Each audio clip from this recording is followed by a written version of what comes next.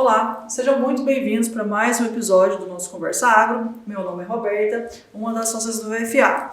Lembro que todas as nossas gravações respeitam os protocolos da Covid-19. Nos sigam nas principais plataformas de streaming e no YouTube. Nos nossos últimos episódios, o conflito da Rússia e da Ucrânia esteve em pauta para movimentar todos os nossos assuntos. Então, nada mais justo do que trazer um episódio com enfoque nesse conflito que está acontecendo agora. E é sobre isso que a gente vai falar hoje. Boa tarde, bom dia, boa tarde, né, para quem está nos assistindo. Meu nome é Eduardo e a gente vai tratar a gente vai tentar tratar um pouco mais do que já foi falado sobre como esse conflito pode impactar não só o agro, né, mas a produção alimentar do mundo, né, de linhas gerais. Olá pessoal, meu nome é Luiz, também sou sócio do VFA e hoje a gente tem o prazer de receber aqui a doutora Carolina Rissa, que é doutoranda em Direitos Humanos pela UFG e membro da Cátedra Sérgio Vieira de Mello. E hoje é um programa um pouco diferente, que a gente vai enfocar nos impactos do conflito da guerra entre Rússia e Ucrânia no agronegócio e no cenário comercial internacional como um todo. Bom dia, boa tarde, prazer, obrigada pelo convite. Espero que a gente possa contribuir aí com as informações acerca dessa guerra, né, que impacta tantas áreas e não ia ser diferente como o agronegócio.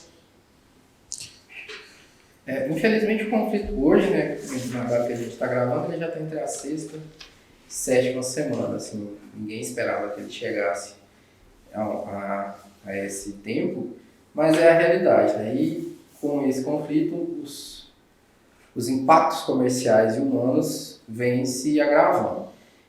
Como que a senhora vê esses impactos a curto e médio prazo para o agronegócio brasileiro, especificamente? A gente tem que analisar algumas questões primeiro, né? A gente tem como mundo uma dependência, ou tinha até bem pouco tempo, uma dependência muito grande das commodities russas, né? Não só da Rússia, mas da Bielorrússia e da Ucrânia também. E isso impacta não só o Brasil, mas vai tendo um efeito em cadeia. A gente tem dois lados, o lado bom e o lado ruim. Nem tudo é 100% bom, nem tudo é 100% ruim. Se a gente for avaliar o lado negativo com relação a esses produtos, a essas questões, a gente tem no Brasil um impacto em cima de petróleo, barril, né? Até ontem estava sendo comercializado sempre em uma crescente. Ontem foi o primeiro dia que ele fecha abaixo dos $100 de novo, né? O que tinha acontecido só em março de 2022. A gente teve problemas com relação à valoração de milho, de trigo, né? O próprio café sofreu impactos. Então a gente tem isso de um lado negativo. Por outro lado, essa problemática possibilita que a gente encontre outros meios de sanar a problemática das commodities. Então, novos mercados estão aparecendo. Se não me engano, na segunda-feira foi divulgado um trabalho, inclusive, acerca de quem são os potenciais fornecedores dessas novas commodities que a Rússia, a Bielorrússia e a Ucrânia agora não conseguem tanto suprir. Então, a gente está criando um novo mercado. A gente está criando uma outra possibilidade de outros países terem suas próprias commodities com outra valorização, com outro mercado. Então, para o Brasil impacta nessas duas formas. Na forma negativa que a gente teve, de forma emergencial, que encontrar saídas para essas deficiências de produção que a gente tem na importação. Então, a gente teve elevação de preço de petróleo, de milho, soja, etc. Mas também a gente pode encontrar um novo mercado, um novo caminho. Não para suprir tudo que a Rússia, a Bielorrússia e a Ucrânia produzem, mas para encontrar uma fatia assim disponível, né? A China, por exemplo, está conquistando o Oriente Médio, né? Suprindo muito o que está por lá. Então, a gente tem lados positivos e lados negativos. E nessa questão dos lados positivos, eu até lembrei aqui, né? No último domingo agora, o Globo Rural até comenta sobre uma tecnologia que já tinha no Brasil, que foi desenvolvida aqui pela Embrapa, de uma bactéria que ajudava a reextrair, né, os nutrientes do solo, que já existe há algum tempo, porque isso já era uma fraqueza do agronegócio que a Embrapa já tinha mapeado há algum tempo, né? Só não se imaginava que ela seria tão despertada tão rapidamente assim. E eles começaram a trabalhar, só que grande parte do mercado ainda não tinha aceitado, digamos assim, essa tecnologia, ainda tinha uma certa desconfiança, um certo receio, né, porque a gente está lidando com um organismo vivo. E agora começou muita gente a procurar esse tipo de tecnologia. Então, em certa medida, a gente acelera também alguns aspectos tecnológicos que muitas vezes já existiam, só que a gente não estava tão atento, tão preocupado em usá-los naquele momento, né? A gente tem esses aspectos positivos que a senhora falou, até o exemplo que o Eduardo deu, mas eu queria falar um pouco sobre os aspectos negativos, porque elas influenciam diretamente a capacidade alimentar do mundo, né? Eu falo assim que a globalização, ela trouxe, especialmente depois da Segunda Guerra, ela trouxe pontos muito positivos. Essa comunicação dos países, essa comercialização, mas eu sinto que esse mesmo ponto positivo também é um calcanhar de Aquiles, porque os países eles ficaram codependentes, a gente está vendo, e eu vou dar um exemplo específico aqui, por exemplo, dos fertilizantes, que a gente está tendo um problema agora dentro do agro. O Brasil é conhecidamente neutro em guerras, né? E a gente está tendo aqui uma questão agora de algumas punições em relação à Rússia, a gente está tendo um movimento mundial em relação a essa questão. Como que a gente faz? O Brasil continua comercializando com países que estão em guerra, o Brasil comercializa a depender de tratados internacionais aí, correndo o risco de ser punido, existe esse risco. E, em última análise, o que vai falar mais alto? O risco de ser punido, eu falo mais alto assim, no cenário mundial. O que é mais importante para os países contrários à Rússia? Punir países que fiquem a favor de comercializar, não a favor da natureza da guerra, ou diminuir a capacidade alimentar do mundo. Então, vamos lá. Tem 3 pontos aí que a gente precisa falar. Primeiro, a questão de fertilizantes, né? De fato, a gente é um importador de fertilizantes reconhecidamente forte, né? Mundial. Né? Eu acho que nós estamos em 4º lugar na importação mundial. Mas aí, voltando para a tecnologia. A gente tem tecnologia para desenvolver isso. O que acontece é que o Brasil é muito descrente dos seus próprios pesquisadores no desenvolvimento de técnicas. E não é de agora. Historicamente, a gente tem essa questão de não incentivar pesquisa e desenvolvimento tecnológico com todo o potencial que nós temos. Nós temos profissionais extremamente capazes, cientistas muito bons, e o Brasil historicamente tem isso. A gente normalmente perde cientistas para outros países porque a gente não investe e o próprio brasileiro não acredita muito na tecnologia local. E para a questão do fertilizante, nesse primeiro momento o Brasil começou a correr atrás, né? O Canadá se tornou uma saída estratégica nas negociações. A questão do Ministério da Agricultura tenta muito negociar com relação ao Canadá para isso, mas também essa semana já apareceu a proposta de países árabes tentarem suprir uma grande questão com relação a esses fertilizantes para o Brasil. Quer ser um mercado específico para o Brasil. O que seria muito interessante, porque o Brasil é um grande exportador de alimentos para os países árabes, né? Sim, é essa questão da globalização. Sim. Eu acho que às vezes nessas situações a gente encontra outras saídas para além daquelas já tradicionalmente conhecidas. Né? Então a gente tem Egito, tem Catar, tem Omã, todos interessados em fazerem essa parceria de produção com o Brasil. E, em contrapartida, o Brasil também tem como entrar nesse mercado com outras questões. Né? Então, para esse aspecto do fertilizante, esse é um ponto. Tratar de neutralidade dentro do direito internacional é muito... tem que se falar com muito cautela. Certo. Porque quando a gente fala de neutralidade no direito internacional, é quando a gente se abstém de questões. E o Brasil nunca fez isso. O Brasil participou de, no mínimo, 4 guerras. Primeira, segunda, cisplatina. Então, a gente se envolve com os conflitos e com guerra. Talvez a gente esteja enxergando uma chamada, entre aspas, neutralidade pelo posicionamento do Brasil, principalmente nas reuniões de Assembleia Geral da ONU, Conselho de Segurança, quando ou se abstém ou traz uns votos, umas manifestações mais amenas com relação à manutenção de relações com a Rússia. E aí sim a gente precisa ter a terceira parte de entender isso, né? O que são as sanções. Na verdade, especular que o Brasil vai receber uma sanção de uma organização internacional como a ONU, por exemplo, ou a de um tribunal internacional que decidiu continuar suas relações comerciais com a Rússia, pouquíssimo provável. As questões de relações comerciais não chegam a ser levadas ali. Sanções administrativas, sanções morais, políticas, é possível? Claro. Sim. No âmbito dessas relações, é a questão das alianças, né? De quem eu estou mais próximo e por quais razões. Ou pelo menos distante, né? Isso. E aí a gente tem que observar que nós, Brasil, somos estrategicamente pertencedor a diversos grupos a depender da seara de que a gente está buscando. Então, se a gente tem uma questão de integração, a gente tem muito aqui com a América Latina, né? Se a gente procura um caráter mais emancipatório do ponto de vista econômico, a gente tem os BRICS, querendo ou não, é Brasil, Rússia, Índia, China, África do Sul.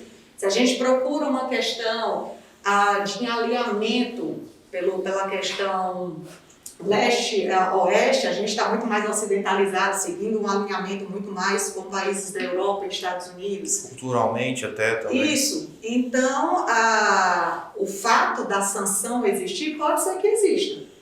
O que eu acho que é pouco provável. Né? As tomadas de decisões feitas, realizadas não só pelo presidente, mas pelo nosso chefe, pelo executivo, de uma forma geral, tentam manter aquilo que nos interessa de uma certa forma. Nem tanto ao céu, nem tanto à terra, o que não pode ser assim, porque a gente não quer tomar partido efetivamente. E eu acho que não teríamos perna para tudo isso, Sim. né? Nem com um poderio militar, nem armamentista, nem nada disso. Então, eu acho que sanção somente se for uma questão muito mais política, né? Algum tipo de pressão externa para outras questões, mas de tribunal internacional, de organização internacional, eu acho pouco provável. Mas neutralidade eu também não acho que seja a melhor palavra para a gente utilizar. Nem no âmbito econômico, nem nas questões de direito internacional mesmo, porque a gente não está sendo neutro, a gente está tentando encontrar uma saída que se ajuste ao não rompimento de relações e nem a deixar as demandas do Estado aqui internamente sem serem supridas. Não, né? eu até agradeço a correção aí, mas a senhora usou um termo que talvez fosse melhor, que é o tomar partido, né? A gente não toma partido nas guerras em que pese a gente de fato tenha participado da Primeira e da Segunda Guerra com Acho que o que o Roberto militares. quis dizer é que o Brasil, historicamente, não é um país extremamente belicista, assim, ele não sai para buscar Não, conflitos, tanto, o Brasil é um dos países mais pacifistas, Sim. reconhecidamente, tanto que as aberturas das sessões da ONU sempre são feitas pelo Brasil. Né? Então, a Mas gente nesse- tem essa característica de ser pacífico. É mais nesse sentido, mas eu me corrijo pelo termo técnico. Não é nem uma questão de termo técnico, é porque às vezes a gente escuta e a gente não entende como é que isso repercute Sim. numa outra seara, que é a seara de guerra, né? A gente fala do direito de guerra, é uma outra dimensão que aqui no Brasil a gente nunca teve nem preparado para isso. Sim, sim. E assim, continuando ainda nessa questão da dificuldade, né, dos fertilizantes, enfim, a gente está num momento de transição, né? A gente está saindo de um modelo que a gente estava, que a gente era dependente da Ucrânia, da China e da Rússia para fertilizantes, e está tentando ampliar, tendo em vista que 2 desses fornecedores entraram em choque. Quando a gente está nesse momento de transição, a gente costuma ter problemas de logística, problemas de desafios de toda a ordem com novos fornecedores, contratos diferentes, enfim. E a gente tem naturalmente um aumento de custos, né? Porque não era de graça que o Brasil comprava da Rússia e da Ucrânia. Provavelmente ele deveria ter algum benefício econômico naquelas relações. E ao mesmo tempo a gente vê, nesse momento, uma certa pressão nas commodities também de queda. Você falou, o milho está subindo, o trigo também está subindo pela questão da Ucrânia, mas se você for observar outras commodities, boi, soja, já estão começando a entregar o próprio petróleo, e são condições que a gente começa a ver que a margem, né, do agronegócio começa a ficar mais pressionada.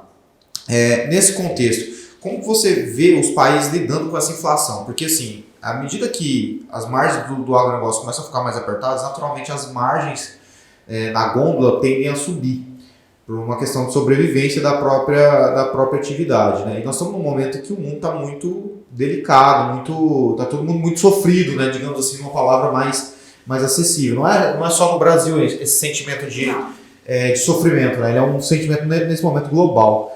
Como você tem visto os países lidando com essa perspectiva? Eu vi, por exemplo, a Alemanha está querendo fazer portos agora para poder trazer o gás natural de outro lugar.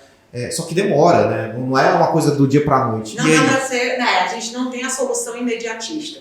Exato. A gente tem soluções emergenciais, mas para a gente se desvincular de toda essa construção que a gente tem de relações para fornecimento e suprir, né, tanto importação e exportação, a gente precisa de tempo, a gente precisa de estratégia. Uma das coisas que eu até mencionei há pouco do fornecimento de petróleo de ontem ter sido o primeiro dia, né, que se voltou a vender o barril a menos de $100, foi uma ação de 60 países que disseram: a gente precisa baixar a inflação mundial. E uma das primeiras estratégias de baixar a inflação mundial é a gente tentar suprir essa demanda de petróleo de alguma forma. Então foram 60 países que, dentro dos seus limites, cederam, né, essa questão de reservas de petróleo com o intuito de baixar esse dólar, porque baixando esse dólar você baixa a inflação mundial, você consegue baixar a inflação mundial, você consegue um efeito cadeia. Você consegue ir trazendo, né? Tem uma certa diminuição no protecionismo de um país com o outro, sim, né? Sim. Então, saídas milagrosas e perfeitas a gente não tem. A gente nunca se deparou com uma guerra tão recente. E a gente, no começo, nem estava acreditando que isso fosse durar tanto tempo. Os próprios países ali achavam que não iam chegar a um mês. E aí, olha o quanto de tempo que a gente já está nessa questão desse conflito. Então, o aumento da inflação vai ser natural. É natural. Porque a gente está num modelo global, capitalista, de troca comercial, e a gente sabe que isso impacta. Reduzir é possível? Claro. A gente tem as teorias econômicas que a gente oscila, sobe e desce nessas questões, mas demanda tempo. E eu acho que essa insegurança que a gente tem do quanto tempo isso ainda leva, se assemelha um pouco àquela situação de pandemia. Quanto tempo isso dura? Eu acho que o principal desse contexto em que a gente estava vindo numa espécie de saída da pandemia, o mundo estava acalmando, mesmo com a inflação no prognóstico de aumento na Europa, nos Estados Unidos. O aço começou a cair, né?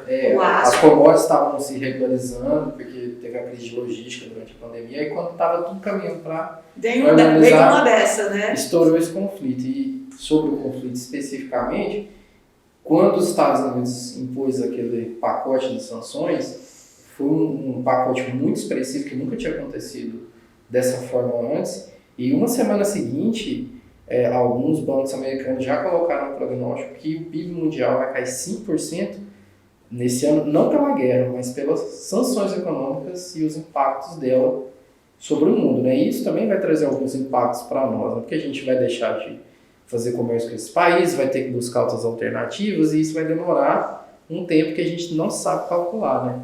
Quanto vai durar. Tem outro problema. A Ucrânia são as terras mais férteis da Europa, né? Ela, junto com a França, são os principais produtores agrícolas ali da região. A gente está tirando um desses principais produtores do jogo.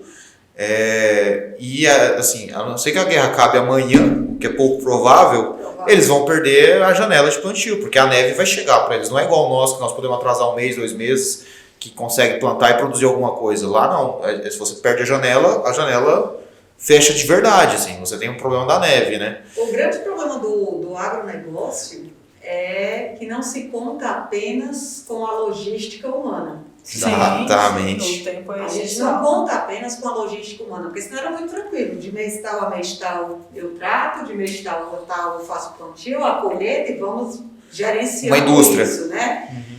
Então, manda para a indústria de transformação e etc e tal. Essa seara da tecnologia e da produção não depende apenas do humano, do fator humano. E isso é uma problemática adicional.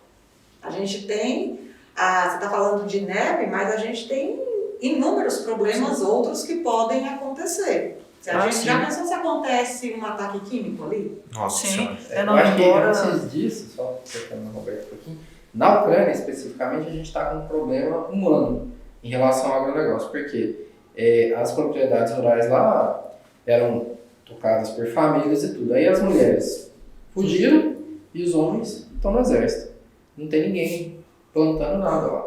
Então, mesmo que o conflito acabe amanhã, por exemplo, até se restabelecer esse sistema de plantio aí, quanto tempo a senhora, como especialista nisso, espera que se normalize a situação? Falar prazo para a retomada do que era uma grande marca da Ucrânia. Por exemplo, se a gente pensar pelo milho, a Ucrânia ela tem uma tecnologia, ela tem pesquisadores. Só fazendo uma observação, essa crise migratória, os países da Europa estão incentivando os pesquisadores de universidades a irem para os seus países para levar a tecnologia para lá. Se a gente pensar por outro aspecto, a Unicef, no fim de março, relatou que metade das crianças da Ucrânia já são deslocadas forçadas. Nossa. É muito na população. Metade da... Não, eu falo de crianças porque se a gente observar, é quem vai estudar, quem vai aprimorar, quem vai ser o futuro da A produção. sucessão. Sim. Então, assim, se as mulheres com essas crianças fugiram, os homens estão na guerra, se acabar hoje, qual é a garantia que a gente tem que essas pessoas se sentem seguras para voltar e retomar suas atividades? Porque continua sendo vizinho da Rússia. Quem é que garante que, acabar da guerra, a estrutura para plantio, para estímulo, para armazenamento, para distribuição estão mantidas? Pode ser que nunca mais volte, né? E tem uma outra questão que é o seguinte, a produção, pegando aqui como base o Brasil, produção agrícola não é barata. Então o país não vai estar estruturado financeiramente para isso. Aqui no Brasil, por exemplo, a gente tem incentivos do governo para fazer com que as pessoas permaneçam na atividade. A gente, num cenário de pós-guerra de um país acabado assim, estruturalmente e sem dinheiro para se reconstruir, como que vai funcionar isso? Além das pessoas quererem voltar, elas vão ter condições de fato, utilizar essa tecnologia que elas têm à disposição para o plantio? É só a gente observar o que aconteceu na Segunda Guerra Mundial. A Segunda Guerra Mundial deixou a Europa, não só a Europa, mas se a gente concentrar ali na Europa, devastada em vários aspectos. Econômico, populacional, territorial. Estrutural. Tudo. Quem saiu ganhando com isso? Quem vendeu depois? Estados Unidos e a Rússia. Tanto que logo depois da Segunda Guerra Mundial, a gente tem o quê? Criação da OTAN, Pacto de Varsóvia, que são os dois. Cortina de ferro. São as duas questões que estão sendo discutidas agora. Negociam os territórios da Europa como sendo deles, né? E aí, quem é que estimulou a produção? Quem é que supriu a necessidade? Quem estava longe disso. Sim. E aí é que a gente não sabe quanto tempo se demora. A gente não tem uma previsibilidade a gente tem que pensar em quanto tempo a Ucrânia consegue voltar a ser parte do que ela era. Para aí sim ela retomar a produtividade. Então eu acredito que em curto prazo, né, hipoteticamente, né, a guerra acabando hoje, as próximas safras estão comprometidas. Porque aqui a gente tem um pensamento mais assim, de alguém que está esperando retomar aquele contato comercial, aquela relação de compra e venda de commodities e tal. Aí a senhora já está colocando um aspecto que extrapola o comercial em si, né? Que é o aspecto porque retomar o comércio é uma coisa, mas quem vai produzir para esse comércio, esse restabelecimento de relações está disponível? Sim. Aproveitando essa pergunta, observando assim, está tendo essa dificuldade então agora, né, da Ucrânia, não tem perspectiva de que volte tão rápido a ser o grande produtor que ela foi. Você acha que o acordo Mercosul-União Europeia fica mais próximo nesse momento de acontecer de fornecimento de alimentos? Ou diminui um pouco daquela dificuldade que existia lá atrás? Eu acho que volta a se ter a possibilidade de conversas, né? A gente teve um período dos últimos anos onde o Mercosul ficou muito rechaçado, muito adormecido com essas questões em relação a outros blocos ou a outros países. Até a gente teve manifestações de países que queriam sair independentemente nas negociações sem estarem vinculados ao próprio Mercosul. Uhum. Agora pode ser que essas retomadas de parcerias, né, de relações entre blocos, seja viável novamente, seja um interesse comum, tanto de quem compõe o Mercosul, de quem compõe a própria União Europeia.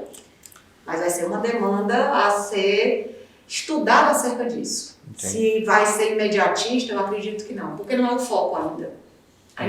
Isso ainda não virou o objeto central de discussão, de pauta de discussão. Então, eu queria aproveitar a senhora aqui e pegar uma das suas áreas de expertise, que é sobre questões de migração, E aí a gente tem uma questão que é uma migração forçada, né? Levando refugiados aí ao longo do mundo. Eu queria saber se o Brasil já tem uma perspectiva de hoje com a guerra, a gente não sabe quanto tempo ela vai durar, se quantas pessoas a gente receberia, como que essas pessoas, se o país está preparado para alocar elas de uma forma social, e se existem dados dentro do agronegócio de quais atividades dentro do agro são mais exploradas por pessoas de outras nacionalidades, especialmente vindas em situação de refugiados, né?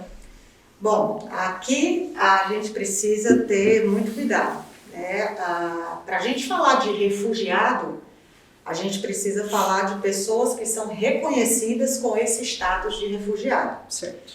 E o Brasil não reconheceu os ucranianos ainda como refugiados. A nossa portaria interministerial de recebimento desses ucranianos no Brasil sequer reconhece situação de guerra, reconhece situação de conflito. E eles estão sendo recebidos não como refugiados, mas como visto temporário por ajuda humanitária. Nem russo, nem ucraniano, tá podendo...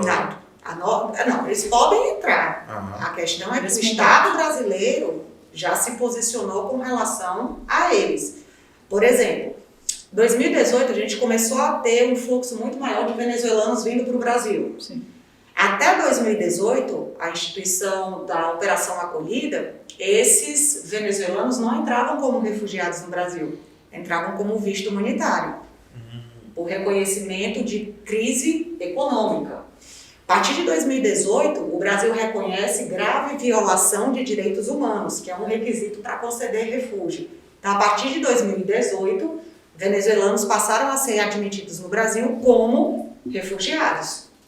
São direitos diferentes que a gente traz. A senhora pode me explicar, por favor, qual é a diferença de quem vem com visto para direitos humanos e quem vem como refugiado, por gentileza? A gente tem duas convenções globais internacionais que tratam de refúgio. Uma de 1951 e um protocolo adicional de 1967. A concepção da sistemática do refúgio foi justamente guerra. Pessoas que saem do seu país por razões de temor de perseguição, por relação a 5 quesitos. Raça, nacionalidade, crença, opinião política ou a questão de minoritária. Se não for uma dessas 5 questões, sequer se fala sobre refúgio. Como a gente está no modelo, ou a gente está dentro da América Latina, em 84 teve outro tratado que foi a Declaração de Cartagena de 84, que inclui violação de direitos humanos como requisito para se conceder refúgio. Mas crise econômica, questão ambiental, nada disso entra como refúgio. O Brasil acolhe como visto humanitário, uma permanência temporária. E como o Brasil não reconheceu a guerra, reconheceu só o conflito, esses ucranianos estão sendo recebidos não como refugiados. Quem é refugiado, ele tem uma gama de direitos, assim como quem entra com visto humanitário, recebe a carteira de imigração, tem a sua CTPS, tira o seu CPF, tem possibilidade de se inserir no mercado de trabalho, assistência a todos os programas sociais, os auxílios, etc. e tal. Mas quem é refugiado, por exemplo, não pode ser devolvido para o seu país de origem, que é o chamado princípio do non-refoulement, enquanto não se cessar a questão ou se ele não tiver manifesta vontade de voltar. Já quem está como o visto por ajuda humanitária, ele tem prazo para ficar aqui, o visto dele não é indeterminado, como de um refugiado, ele tem prazo, e após esse prazo ele precisa se manifestar sobre o que ele quer com relação ao Estado brasileiro. E fora isso, o Brasil eventualmente pode retirá-los do país caso tenha interesse. Então é uma relação de segurança para o indivíduo menor, diferente. Sim. Né? É um tratamento diferente. Então esses ucranianos aqui estão entrando como a ajuda humanitária. Até agora a gente recebeu uma primeira leva de 29, foram todos para o Paraná. Tem uns 10 dias que a gente recebemos mais 50, também todos destinados a lá, porque já tem uma comunidade significativa no Brasil lá. Acolher, a gente tem como? Tem, o Brasil é imenso e tem como distribuir. A gente tem que lembrar que a maioria das pessoas em situação de refúgio são pessoas que têm competências e Qualificações. habilidades. Sim. E que só não estão lá porque foram forçadas a Sim. sair de lá. Então, ó, historicamente, a gente tem a própria migração italiana, japonesa, alemã, que trabalha nessa área. Infelizmente, com relação aos dados, é que nós somos deficitários. Com relação aos dados de imigrantes atuando no agronegócio, eu estava fazendo pesquisa. O último dado que eu achei foi um dado de 2014. Você já tem 8 anos. Do DIEESE, né? Dentro da plataforma do Alto Comissariado da ONU para as Nações Unidas e da Organização Internacional de Migrações, a gente tem dados de áreas, de quem são, de onde estão, mas focado especificamente no agronegócio, a gente não tem esses dados. Uhum. Pra você ter uma ideia, a gente não sabe efetivamente quantos a gente tem aqui no estado de Goiás, por exemplo. E é interessante, né? Porque, por exemplo, parte do desenvolvimento econômico de Rio Verde acontece com a migração de norte-americanos e russos. Eles que trazem Sim. grande parte da cultura da soja para Sim, sim, eles vêm com tecnologia, eles vêm com capacitação. O problema é, às vezes, não consegue trazer documentação, a burocracia para revalidar a documentação, diplomas, estudos, essas questões, né? Porque quem foge não tem tempo, eu vou organizar uma pasta com meus documentos antes de eu fugir. Nada. Você tá tomando bomba, A né? gente já viu notícia de uma senhora que tinha 7 minutos para juntar o que dava e sair. Sim. Porque o ônibus saía em 7 minutos e se ela quisesse sair da Ucrânia, era ali ou não. Doutora, foi um prazer gigantesco receber a senhora aqui e falar desse tema tão importante com tantas minúcias assim, né? Mais uma vez eu agradeço aí e lembro de nos acompanharem para esse e outros episódios nas principais plataformas de streaming e no YouTube, tá? Muito obrigada e até a próxima. Eu quero agradecer a delicadeza e a sensatez, assim, para tratar do tema de maneira forte, mas sem perder um pouco da humanidade, né? Porque a questão é muito delicada. E agradecer por ter aceito o convite 2 vezes. Muito obrigado por ter vindo, foi um prazer te escutar. Eu agradeço também a aula que a senhora deu aqui sobre questões internacionais que às vezes a gente vê muito na mídia, mas vê de uma forma muito maquiada, deturpada. Então, ver de uma fonte confiável assim, é muito bom. E um programa igual ao nosso que a gente vai colocar depois à disposição das pessoas, eu fico muito feliz de ter recebido uma pessoa assim aqui. Eu agradeço a presença. Eu que agradeço o convite, fico feliz em ter contribuído, né, que seja com um pouquinho de novidades aí do que é essa guerra e do que ela impacta, né, não só no Brasil, mas também no agronegócio de vocês. Obrigado. Até a próxima.